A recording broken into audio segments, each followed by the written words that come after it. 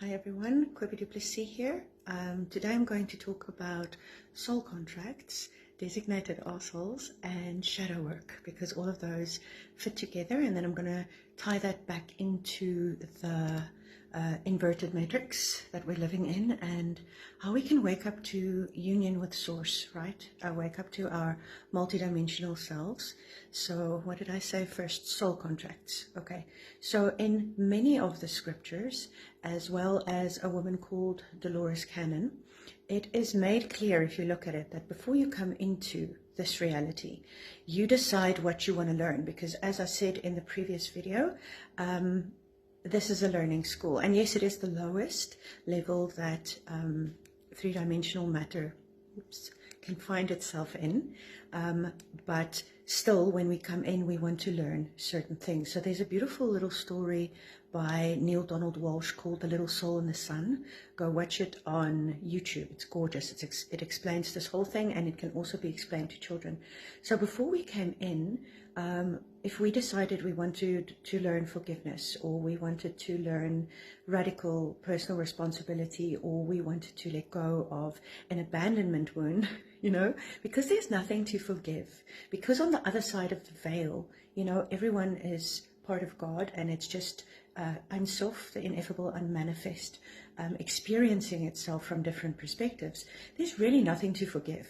So then people have to come in, and they have to be your designated assholes, right?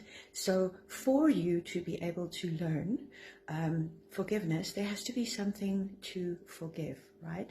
So in this whole ascension journey, there are those of us who are definitely, we got the memo, and we know what's going on, and therefore, yes, we want to grow. Whenever something happens, we want to grow. There are people who don't necessarily have growth as their highest value. But Shakespeare said this, and it's so beautiful. When the play is over, the protagonist and the antagonist leave the stage hand in hand, right? Because we're all just one. So from a much higher perspective, if somebody really hurts you, they're your designated asshole. They're your highest angel, because they're bringing yourself back to yourself. Let me just switch on the light. They're bringing you back to yourself, right? Because then you have to stop outsourcing, and you have to find that within. So Meister Eckhart, one of my favorite quotes, and all of my friends that know me know this is my favorite quote. There's a movie, Jacob's Ladder, and in it he goes into the death bardos, right? He's basically dead, and he's starting to realize that he's dead. So he goes to his chiropractor, and he says, "I'm in hell." And his chiropractor quotes Meister Eckhart, and he said, Meister Eckhart spoke about hell too, and he said, the only thing that burns away in hell are the parts of us that won't let go. But they're not punishing us, they're freeing us.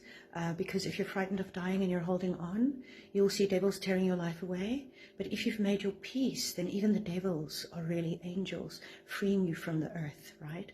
So being in this dualistic reality where we're integrating the opposite forces, right? We have people that seem on the surface to be more aligned to darkness, and people who seem to be more aligned to light.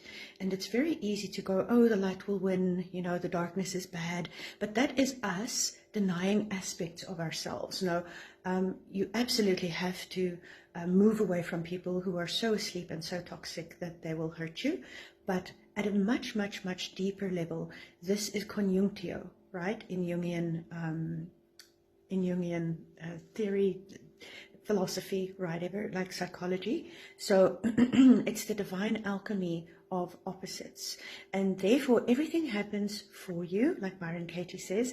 Nothing happens to you. Everything happens at exactly the right time and exactly the right moment. You don't have to know this, but it's easier once you do, right? And also people who have either come to this planet many times, and they've incarnated many times due to the incarnation trap, right?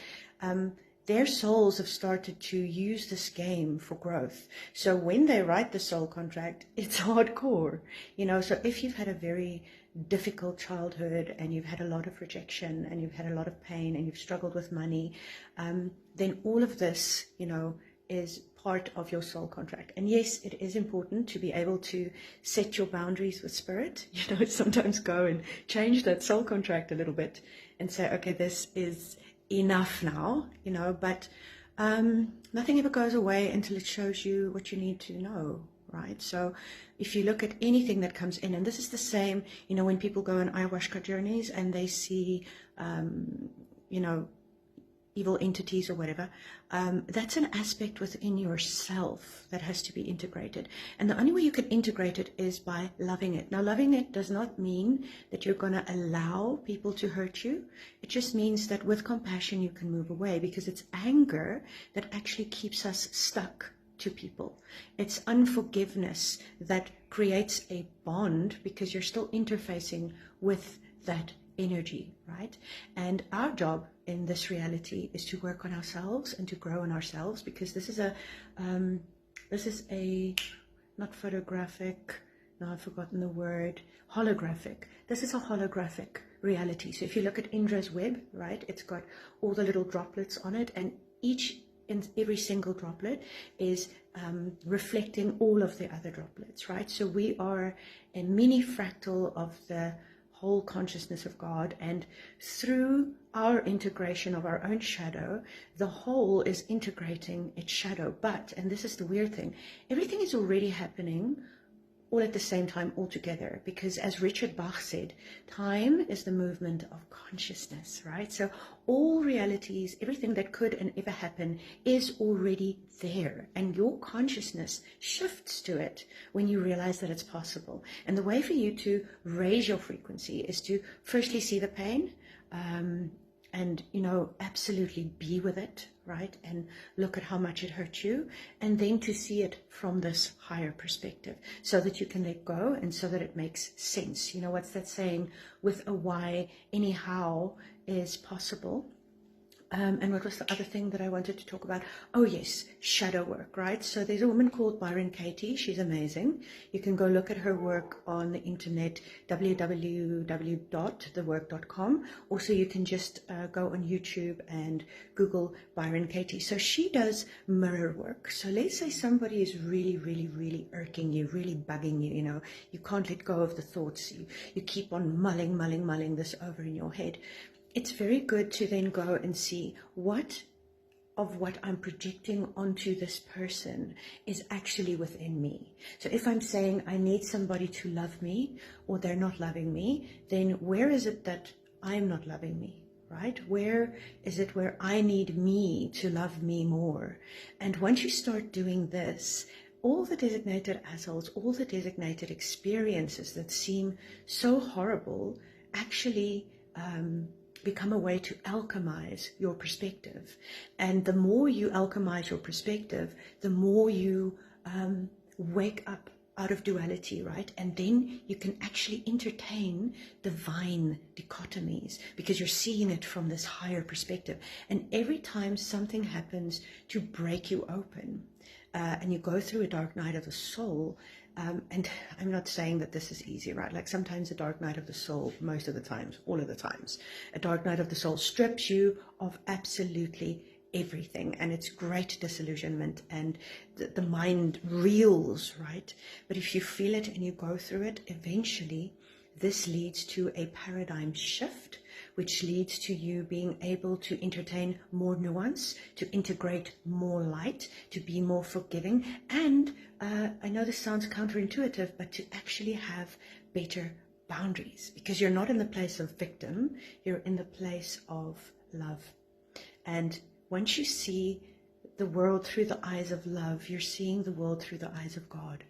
And this whole ascension thing that we're going through, yes, it's hectic, right? And we'll speak about some of the curry, that's happening on the global stage. But if we see all of that outside of us, then we're helpless to change it, right? If we see it within ourselves, then we can fix, and then our projection starts to change. And this, once again, I have to say, it doesn't mean that you're not setting boundaries, it doesn't mean that you're not saying no, it doesn't mean that there are no consequences for actions. There absolutely has to be consequences for actions, but it does mean that it doesn't attach to the heart in such a way that it becomes your story and it becomes your life, right? And you can still have it be part of your story, but if you realize that it's this higher soul contract that you chose, right? So even the Ascension, even the false matrix, we chose it, right? We knew we would forget. We knew we would come in and repeat and repeat and repeat. And some of us actually came from other planets. Those are called starseeds. Hey, my peeps. Came in, and the earth was just this bizarre place because what's going on? But we all chose to come here because we're all part of Source and we're all walking each other home. I love that saying. And in Kabbalist, in the Tree of Life at the top, you've got Ein Sof, the ineffable, unmanifest. I keep on saying that incorrectly.